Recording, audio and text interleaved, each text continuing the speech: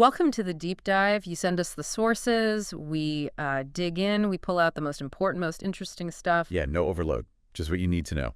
Today, we are diving into a pretty recent TED Talk transcript. It features Sam Altman, from OpenAI. Right. Think of this as your fast track to getting inside his head, what he's thinking right now about the future of AI. Exactly. And we're not just going to, read it back. The mission here is really to unpack his view on the latest AI stuff, the breakthroughs, what it actually means for us, the good and maybe the worrying parts too. Get beyond the headlines. Yeah, get into the detail. And there's a lot to cover. These new models like Sora, they sound kind of incredible. Yeah. Then there's the whole open source debate, this idea of AI having memory, how it could change science, software. And the big one, safety. How do we make sure this all turns out okay? Okay, let's kick off with those new models. Sora, you mentioned it. That seems to be grabbing a lot of attention. Well, it stands out, doesn't it? The ability to just type text and get back these hyper-realistic images, even videos. It feels like a really fundamental shift. Yeah. Altman talked about asking it to visualize shocking revelations at TED. And apparently the result was, well, surprisingly on point. So it's not just making pretty pictures, it's kind of understanding the prompt. That seems to be the implication. That understanding is becoming modality agnostic. It doesn't matter if it's text or images. Right. And wasn't there an example about intelligence versus consciousness? A diagram? Yeah. He asked it for a diagram. Simple, maybe. Yeah. But the fact that it could generate something coherent, it makes you think. And connecting that capability now into GPT-4, so it's all integrated. Yeah. That starts to have some real-world consequences, right? For jobs, even. Oh, definitely. He mentioned management consultants maybe needing to rethink things. Are these tools replacements, or do they just change the job fundamentally? That's the multi-million-dollar question, isn't it? Altman frames it more as augmentation, Yeah. boosting our abilities. Yeah. But yeah, the core idea is that loads of professions might be about to change dramatically. So the value shifts from doing the task to maybe managing the AI doing the task, or strategy. Something like that. Using the tools effectively becomes the skill. Even that Charlie Brown as an AI example he used, kind of lighthearted, but it points to the creative power these things have. Which leads straight into the really tricky part. IP, intellectual property, Yeah. creativity. Yeah. You see an amazing AI image and you wonder, okay, whose work did it learn from? Whose style is that? It's a huge issue. Yeah. Altman says he wants to enhance human creativity. Sounds good on paper. But how? Well, he admits the old ways of thinking about creative ownership, they just don't really fit anymore with generative AI. We need a complete rethink. Not just tinkering around the edges. Exactly. He brought up that artist, Carol Cadwalader, I think, objecting to her style being replicated. That really highlights the tension. Right. So OpenAI's policy now is, what, don't generate in the style of living artists if you ask directly. Yeah, something like that.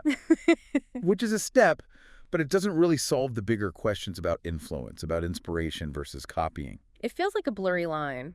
Asking for impressionism is fine, but asking for Van Gogh style isn't. Where do you draw that? Incredibly difficult. And then he floats this idea of new economic models, revenue sharing maybe. Okay, but how would that even work? Tracking who inspired what, how much? It sounds like a massive headache. It is. Figuring out who gets paid what when an AI mashes up influences from everywhere. Super complex. You see some artists excited by the potential. Yeah, new tools. And others are, frankly, scared, angry even, worried about their jobs. Changing that narrative, seeing AI as a partner, not a replacement, that's going to take some doing. Okay, let's shift a bit. This battle, as some call it, between OpenAI's models and the open source world. DeepSeek was mentioned. Has that changed things for OpenAI? It seems like it might have, yeah. Altman actually announced they're planning to release a pretty powerful open source model themselves. Really? After being relatively closed? Yep. He said it'd be near their, quote, frontier capabilities. Yeah. Better than what's currently out there in open source. That is a shift. Does he worry about misuse? He acknowledges the risk, sure. But it sounds like they've decided the benefits of contributing to the open ecosystem, maybe the pressure too, outweigh those risks now. Or maybe it's just inevitable. He sort of admitted they might have been late on this front. Right. But given the sheer scale of their resources, the computing power they have, they seem pretty confident they can still win on product. So not just the underlying model, but the whole user experience, the integration. Exactly. Which makes sense when you look at ChatGPT's growth. The numbers are just wild. What were they again? something? Or... 500 million weekly active users. Hmm. And still climbing fast. Wow. Okay. So his point is the basic intelligence might become a commodity. Kind of, yeah. The real value, he thinks, is in making it easy and useful, building the best application around the model, like operating systems back in the day, maybe. The OS mattered less once you had all the apps. Right. Right. Which brings us neatly to this new memory feature they're adding to ChatGPT. That sounds significant. It really could be. An AI that actually remembers your past conversations, learns your preferences over time. It's almost like creating a digital double or an extension of your own mind. The interviewer mentioned the movie Her, didn't they? Yeah, the AI companion. A bit sci-fi, but... Well, Altman's vision is sort of along those lines, but maybe more practical. An AI that proactively helps you because it knows you, your history, your projects. So it's not just waiting for you to ask a question. It might surface relevant stuff automatically. That seems to be the idea. Imagine it remembering your research from months ago and flagging a new paper. That's a big jump from just answering prompts. Okay, that is different. And then he hinted at even bigger things coming. Jaw-dropping developments, I think he said, especially in science and software. Yeah, the potential in science is huge. Speeding up discoveries for, say, room temperature superconductors or curing diseases. It sounds ambitious, but AI is already impacting research. How so? Like, in what concrete ways? Well, drug discovery, for one, material science, too. AI can sift through mountains of data way faster than humans, identify promising leads. Okay. And his point about software development, wow. Engineers apparently finishing tasks in an afternoon that used to take years. That suggests a complete transformation of how software gets made. So maybe less typing code, more Yeah. designing the system and telling the AI what to build. Could be. Higher level design, oversight, quality control, while the AI does the heavy lifting on the code itself. Okay, but this power, it inevitably leads to the safety discussion, the risks. This is what worries people most, I think. Understandably. The interviewer asked him straight up, what's the scariest stuff you've seen internally? And his answer was, He kind of downplayed the secret scary AI angle. Said it was more about being awestruck by what the models can do rather than finding something dangerous they're hiding. He was clear. No conscious AI, no runaway self-improvement yet. Yet. Okay. Yeah. But he did lay out actual risks they are worried about. Right. 3 main categories, basically. One is misuse individuals using it for bad stuff, like bioterror or cyber attack. Yeah, that's a big one. 2 is the longer-term risk, maybe unintended consequences if AI becomes much more autonomous, loss of control, that kind of thing. The classic sci-fi scenario. And 3 is the more immediate problem, disinformation.